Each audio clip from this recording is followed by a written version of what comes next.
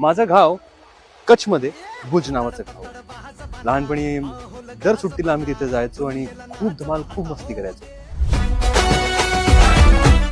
गावातली एक छान आठवण म्हणजे ती मी खरंच खूप मिस करतो आजकाल.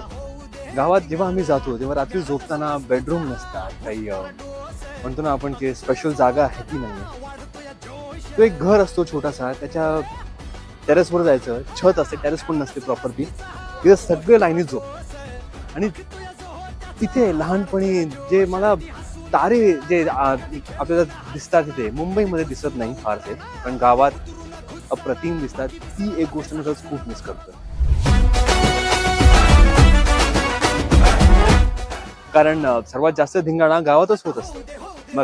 मग ते जमा होऊन विहिरीत उडी मारतात नाहण्यासाठी, पोहतात विहीरमध्ये, शेतावर जाऊन ते तुझं पंप असतो पाण्याचा, तिथे जाऊन आंघोळ करायची, किंवा जे फळं असतात ते झाडावर चढायचं, तोडायची फळं आणि खायचं आरामात बसून. खूप धमाल खूप धिंगाणा असतो गावात.